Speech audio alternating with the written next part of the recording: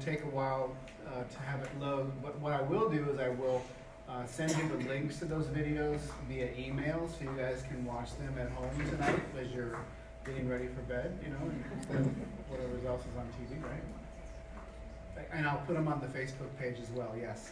But I did invite Sean Bowie, who's back in the back, and Isela Blanc, who represents the area where Tempe High is.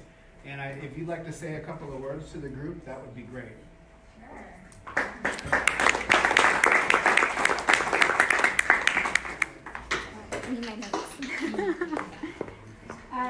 Hello, everyone. Yikes. It is bright. I mean, what do you guys want to hear about? Is there anything in particular you want me to chat about? How about if I start there? Is there any dates coming up soon of anything exciting? Because No. Absolutely not. No, there isn't. So my days are full of nothingness. We are not included in any budget conversations. You know, though we are 29 Democrats and 31 Republicans, they still completely leave out 48% of the state of Arizona, because we do represent 48% of the state of Arizona. That is still their agenda. And this is not a Republican thing or a Democrat thing. This is a person in power thing. Okay, let's be clear. It is a person in power thing. Unfortunately, the people that do represent us, that identify as Republican in the state legislature, are more focused on incentivizing ways of giving money to corporations. And so they are forgetting that in order to be an economically sustainable state, you actually need to educate your children, right? They're more focused on incentivizing ways of getting people to move into our state of Arizona as opposed to educating our children. And do you want me to be honest as to why this is happening? All you have to do is look in your classrooms. A large majority of children under the age of 18 look like me. They're minorities.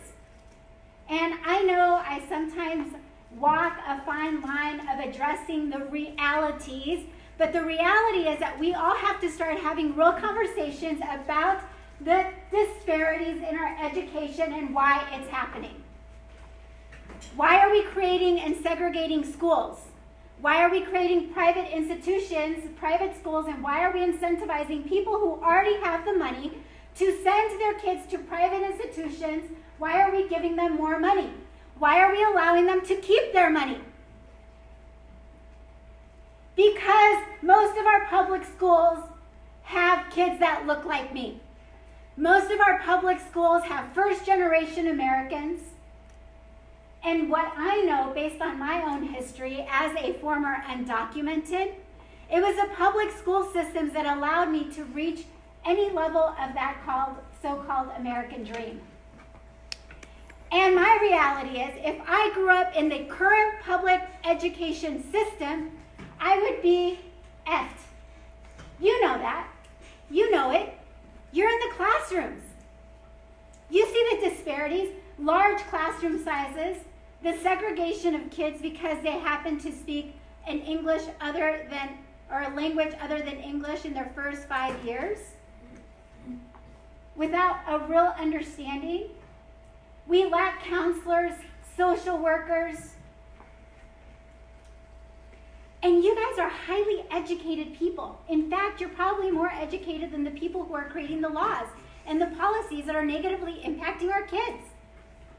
And yet, you are the lowest paid professionals. And you have to continue to get more and more educated on different topics. How is that okay? You know, we were debating that STO, the Student Tuition Organization, which allows corporations to give money so kids can go to private schools. And I'm terrible at math, and terrible at memorizing numbers, but it's millions of dollars. That is millions of dollars less in our budget revenues. That was supposed to grow 20% a year. 20%. Imagine if our budget, education budget, even grew by 5%. Cost of living, cost of running schools, how much better we would be. But that doesn't happen. We can't even address the root cause of why we're struggling in our public schools, because what do? They incentivize ways. Paying for performance is a great example. It started out as what, $30 million? It could grow as high as $90 million. Let's have a real conversation. Who are we paying to perform? It's already kids who have access to things, thank goodness, like my kids, to college-educated parents who sacrificed to make sure that their children went to quality early childhood programs, who were at home and read, and so my kids can be considered privileged. But it is my kids who would do well on things like ACTs, SATs, and be able to go to something called a college. But a kid like me, who was undocumented, who grew up in poverty and had no idea what it meant to go to college or didn't even know what an ACT was, because I didn't have people modeling that behavior and encouraging me to do those things, don't take the test. And the people that do take the test already have all the wealth and knowledge and privilege, so we're going to give them more money. Which then takes away from the schools where you guys are teaching. How is that okay? So we need you guys to continue to pay attention. We need you to continue to have real, authentic conversations. And yes, I'm looking in the room, and let's talk about, can I be honest? Just this room.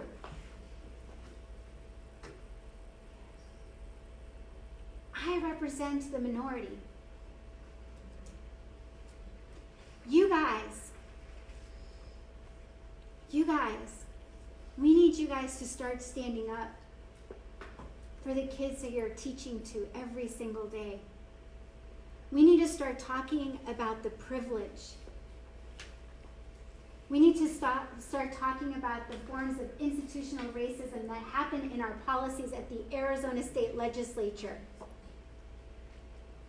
We need to talk about how we have politicians incentivizing ways, creative ways of continuing to allow people that already have money and privilege to continue to keep all that money and privilege.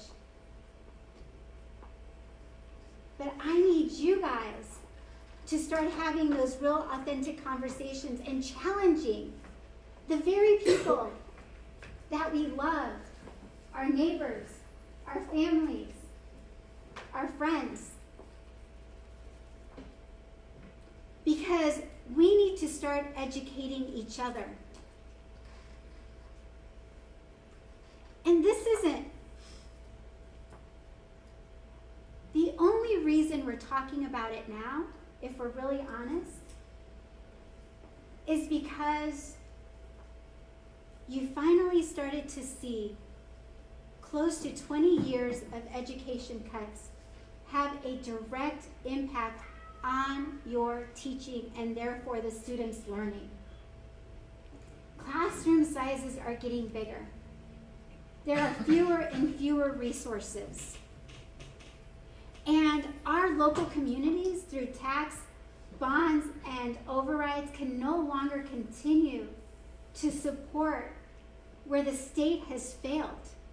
And what's really sad is that our federal government is actually considering instituting the same type of bad legislation that the Arizona State Leg has done for close to 20 years.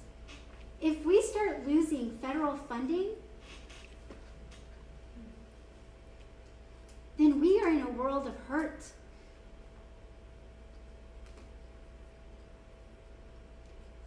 But I have hope, because I have to tell you, I never thought I was going to get into politics.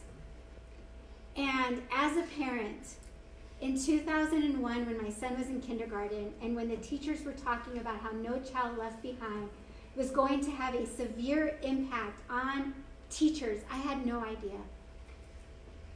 I wish I had asked more questions. I wish I had really asked them how. Help me understand. What can I do? But each year, I kept seeing the cuts and the cuts. And over the last decade, I have been that parent. I felt like the crazy person in the room going, do we not see what is happening here? Why are we not talking about it? But you guys, on that fateful Monday morning, almost a year ago, showed up in full force and welcomed me into the Arizona State House of Representatives when I walked out of my car into that parking lot and saw those hundreds and hundreds of teachers. It made me realize that finally, you all got woke. And the best part is, my colleagues never anticipated you guys showing up each and every single day. And they sure as hell never anticipated you being up until 3 o'clock in the morning and then showing up again at 7 a.m. And so I don't know when we're going to have these budget discussions, but I guarantee you might be out of school, perhaps. It might be in June. You won't have to leave your students dry, but you sure as hell will have to show up and keep us accountable because they're not expecting you. And yes, this idea of the 20 by 20, there's no guarantees. There's no guarantees, let's be honest. There are no guarantees in any promises because they expect, as typical human behavior, that we will go back to our everyday lives and forget. But you all can't do that. And you shouldn't. One final thought. I was talking to a student. I was at Westview a year ago. And as you can tell, they call me an activist legislator. I don't know what that means. It means I'm too honest and too authentic and just say it how it is. So apparently that makes me an activist. I'm 47. I don't have time for the bullshit. Let's be honest. I know. In 2001, we passed Proposition 301. I was 29 years of age. My son was in kindergarten. We're going to renew 301 in 2020, perhaps, for maybe 20 more years, okay? When we were debating that last year, I was sitting in the caucus with my Democratic colleagues going, holy shit, I'm going to be 69 when this is over. Our kids do not have 20 years. Our kids can no longer wait, not even one single day. So, I was speaking to a group of students, this activist legislator.